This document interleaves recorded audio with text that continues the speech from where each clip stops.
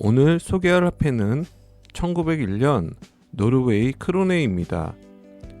독립을 꿈꾸던 나라의 화폐이자 에드바르 뭉크가 다리 위에 소녀들을 그린 바로 그 해 노르웨이 사람들의 주머니 속에 들어있던 돈의 이야기입니다. 1901년 한 해 안에 주목할 만한 일들을 알아보겠습니다. 뭉크는 다리 위의 소녀들을 완성했습니다. 예술적 독립선언이었습니다. 노르웨이는 새로운 집회 시리즈2를 발행했습니다. 그리고 노르웨이의 독립운동은 절정을 향해 달려가고 있었습니다. 완전한 독립까지는 불과 4년이 남은 시점이었습니다. 1901년 노르웨이는 스칸디나비아 통화동맹의 일원이었습니다. 노르웨이, 스웨덴, 덴마크 세 나라가 크로네라는 같은 화폐 단위를 사용했습니다. 단 각국은 자신만의 중앙은행을 운영하며 독자적인 디자인의 지폐를 발행했습니다. 1크로네는 100외래로 나누며 근본위제를 기반으로 했습니다. 화폐의 가치가 금으로 보장된다는 의미입니다. 당시 노르웨이는 스웨덴과 동급 연합 상태였습니다. 오스카 2세가 두 나라를 동시에 다스리던 시기였죠. 하지만 독립에 대한 열망은 날로 뜨거워지고 있었습니다. 크로네는 1875년 기존 화폐였던 스페시 달레르를 대체하며 도입되었습니다. 1901년은 노르웨이 화폐 역사에서 특별한 해입니다. 시리즈 1에서 시리즈 2로 전환되는 해였기 때문입니다. 가장 큰 변화는 무엇이었을까요? 바로 지폐에서 왕의 초상화가 사라진 겁니다. 시리즈 1에서는 당시 국왕 오스카 2세의 얼굴이 새겨져 있었습니다. 하지만 1901년부터 발행된 시리즈 2에서는 왕 대신 1814년 노르웨이 헌법 제정 당시 국회의장이었던 크리스티가 등장합니다. 현직 군주의 초상을 화폐에서 제거한다는 것은 당시 유럽에서 거의 전례가 없는 결정이었습니다. 노르웨이 국민들의 독립의지가 얼마나 강했는지를 보여주는 상징적인 사건입니다. 화폐 뒤에 숨은 얼굴 안데르스 소른의 걸작을 소개합니다. 1898년 스웨덴 최고의 초상화가 안데르스 소른이 오스카 2세의 초상화를 그리도록 의뢰받았습니다. 소른이 왕궁에 도착했을 때 왕은 이렇게 인사했다고 합니다. 자, 이제 이 늙은이를 그릴 시간이군. 그 그림은 오스카 2세 재위 기간 동안 왕의 공식 이미지가 되었고 스웨덴, 노르웨이 연합시대의 왕권을 상징하는 대표적 작품이 되었습니다. 흥미로운 일화가 있습니다. 왕은 근위대의 하늘색 군복을 입고 그려지길 원했습니다. 하지만 소르는 거절했습니다.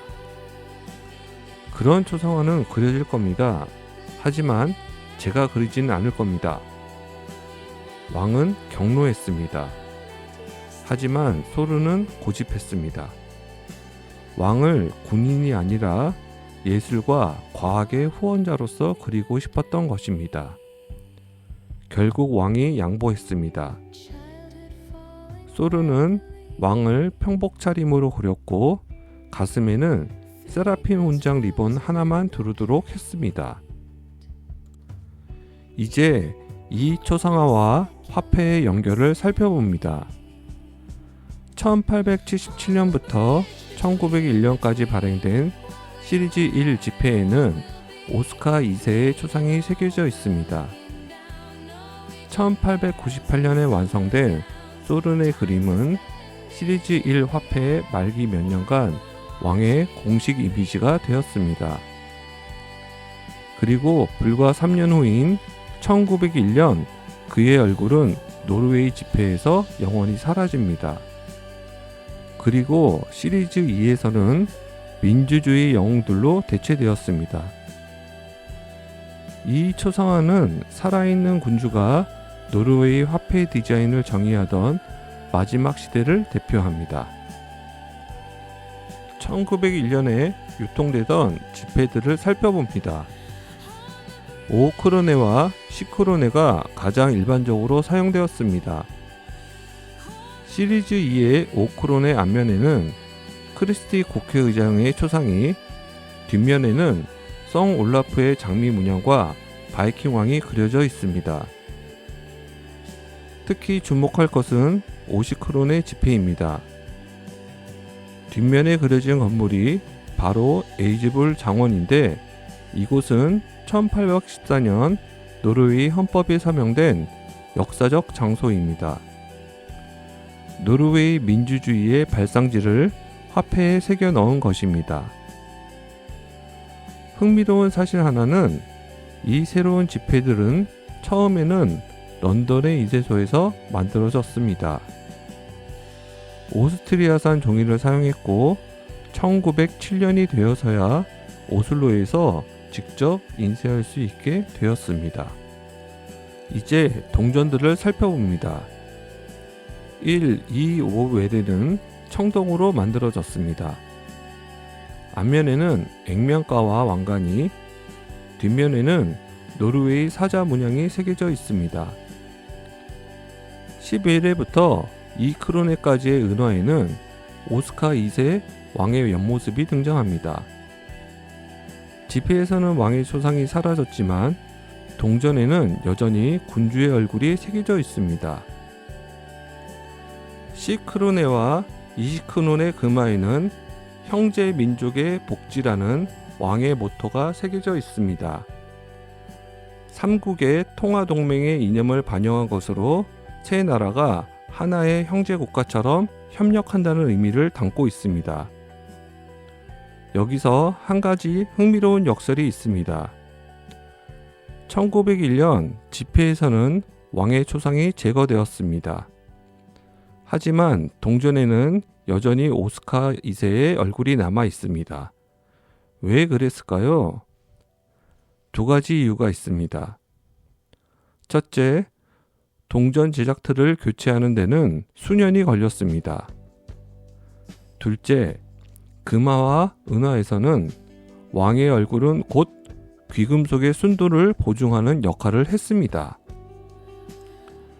화폐 디자인은 단순한 미술 작업이 아닙니다. 정치적 메시지의 전달 수단입니다. 앞서 설명한 내용을 다시 한번 정리합니다.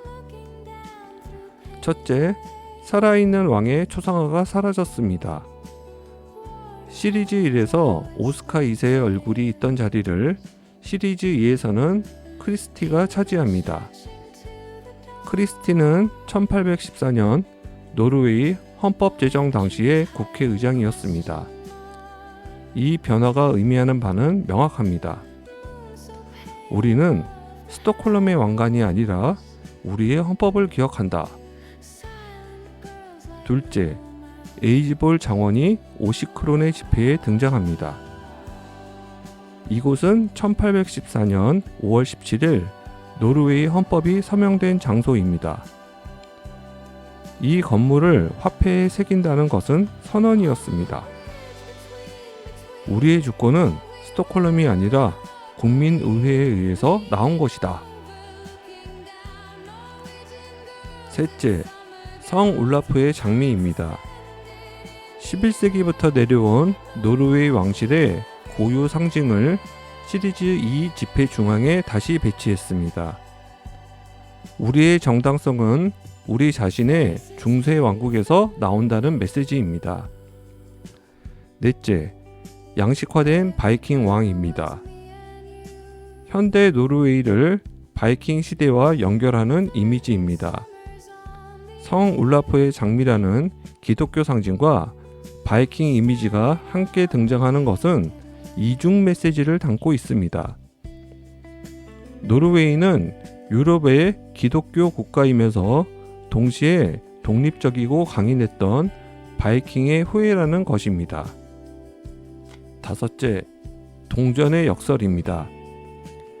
1901년에도 동전에는 여전히 오스카 2세의 초상이 새겨져 있습니다. 기술적 한계와 귀금속 보증의 필요성 때문이었습니다. 여기서 정리하면 1901년 노르웨이 지폐 디자인의 변화는 다음의 내용을 반영하고 있습니다. 왕을 제거했습니다. 우리 스스로 통치합니다. 크리스티를 넣었습니다.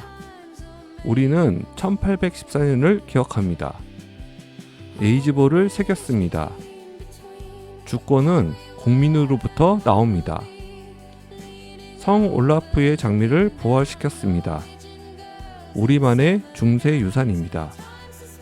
바이킹을 그려 넣었습니다. 독립적이고 강인한 민족입니다. 이제부터 1901년 노르웨이에서 돈의 실제 가치는 어땠을까를 알아보겠습니다. 뭉크가 자주 머물던 해안마을 오스고르스트란의 물가를 살펴보겠습니다. 레프세, 즉 감자로 만든 얇은 빵 한 장이 5웨레였습니다.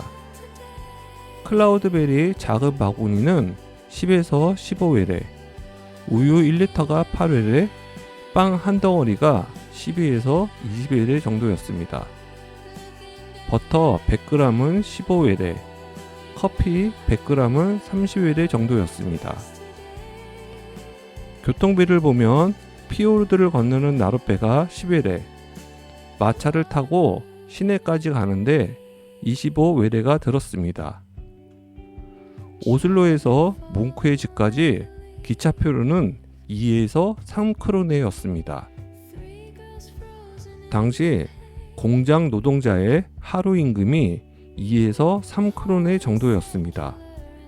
기차표 한 장이 하루 품삯에 해당되던 셈입니다. 교사의 월급은 60에서 80크로네 정도였습니다. 뭉크는 어땠을까요? 그림 한 점을 팔면 200에서 500크로네를 받을 수 있었습니다. 오슬로 작업실 월세가 25에서 40크로네 정도였으니 그림 한 점으로 몇 달을 버틸 수 있었을 것입니다. 물론 팔렸을 때의 이야기입니다. 여기서 한 가지 흥미로운 아이러니가 있습니다. 1901년 다리 위에 소녀들을 그린 바로 그 해 뭉크는 깊은 빚더미에 올라 있었습니다. 예술적 독립을 선언한 화가가 국가적 독립을 선언하는 화폐를 손에 쥐고 작업실 월세를 내고 커피를 사며 하루하루를 버티고 있었던 것입니다. 그림 속 소녀들이라면 시장에 갈 때 주머니에 50웨레에서 1크로네 정도를 가지고 갔을 겁니다. 청동동전 2~3개로 자잘한 물건을 사고 은화 한두 개로 빵과 버터, 클라우드베리 잼을 사고 나룻배의 비용까지 낼 수 있었을 것입니다. 1901년 한 화가와 한 국가가 동시에 독립을 선언했습니다. 뭉크는 아카데믹한 미술 전통을 거부했습니다. 파리와 베를린 아카데미의 기준이 아닌 자신의 내면적 비전을 선택했습니다. 그 결과가 바로 다리 위의 소녀들이었습니다.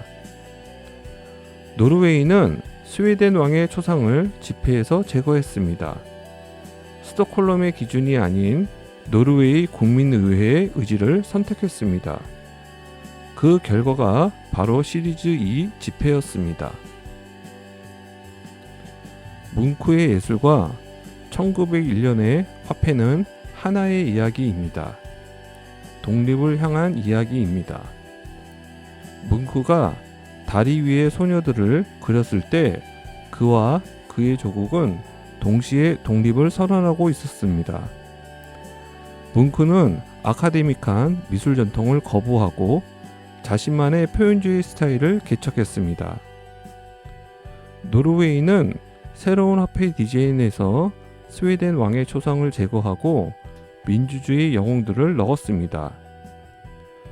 어떤 면에서 뭉크의 그림과 1901년 노르웨이 화폐는 같은 원칙의 선언이었습니다. 마지막으로 수집가들을 위한 정보입니다. 1901년 노르웨이 크론에는 현재 수집시장에서 상당한 가치를 지니고 있습니다.